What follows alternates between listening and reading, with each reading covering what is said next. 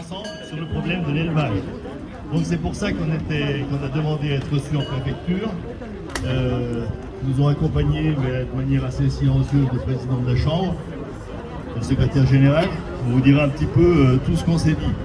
Donc merci déjà à ceux qui sont là, parce qu'aujourd'hui, c'est que l'agriculture dépasse un petit peu l'enjeu des simples agriculteurs, puisque la société commence à comprendre un petit peu ce qui se passe. On est quand même dans un mouvement, on va dire européen, qui est plutôt tourné contre l'agriculture. Et ce qui nous arrive là n'est pas seulement d'ordre sanitaire.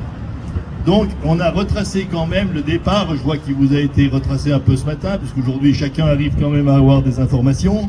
Le départ, il y avait d'autres solutions. Hein. Le texte européen ne prévoit pas l'abattage total, et c'est pas uniquement parce qu'on est responsable syndicaux pour aller contre l'avis de quelqu'un d'autre qu'on avait ces positions-là.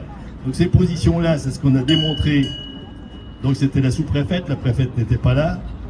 Mais c'est exactement la même chose qu'on a dit à la ministre. Elle a son entourage parisien, ses conseillers, et nous on était en mesure de lui faire entendre d'autres avis, d'épidémiologistes, du CNRS, et voilà, tout à fait de personnes qualifiées, et même en droit européen, ce qu'elle n'a jamais voulu entendre. Hein. Donc c'est pour ça aussi, oui, on a de quoi être colère, et c'est pour ça qu'on était passé quand même donc à un barrage sur l'exploitation du chêne pour commencer, parce qu'on estime que c'est tout à fait illogique ce qui se passe.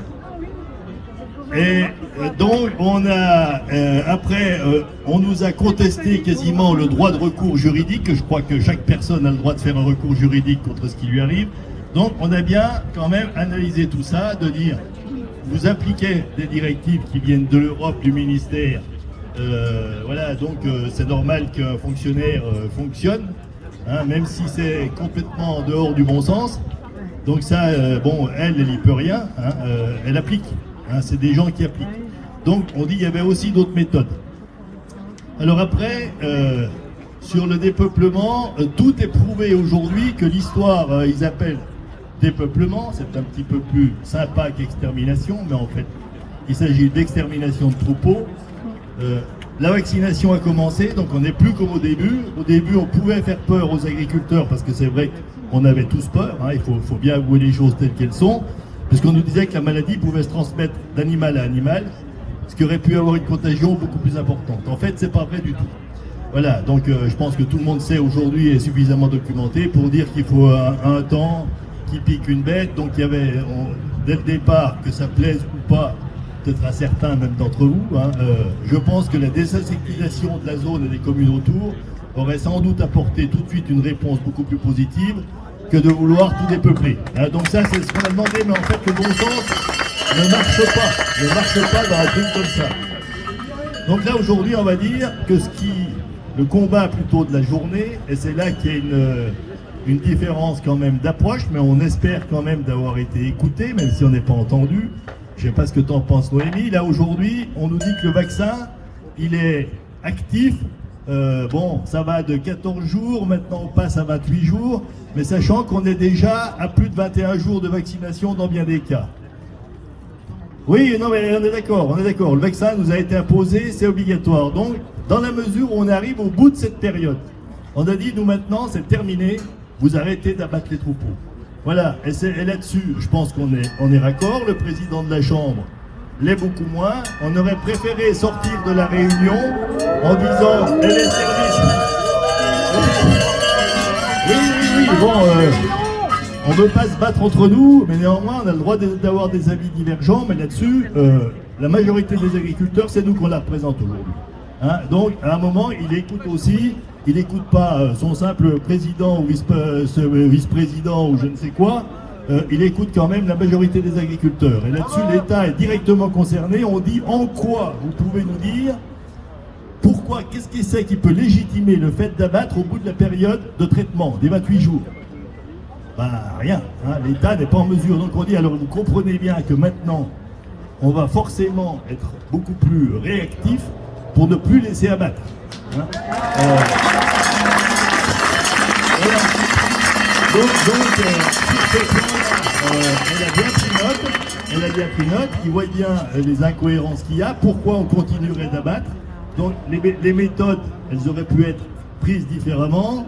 Après, on ne parlera pas, on peut en parler, Noémie, tu peux t'allonger là-dessus sur l'accompagnement psychologique des éleveurs. On nous parle, il y a beaucoup de mots derrière, mais des actions, il n'y en a pas beaucoup. Hein. C'est ce qu'on leur dit. La Chambre d'agriculture, vous pouvez vous targuer d'avoir fait ça, Sur les exploitations, c'est pas trop ce qu'on constate.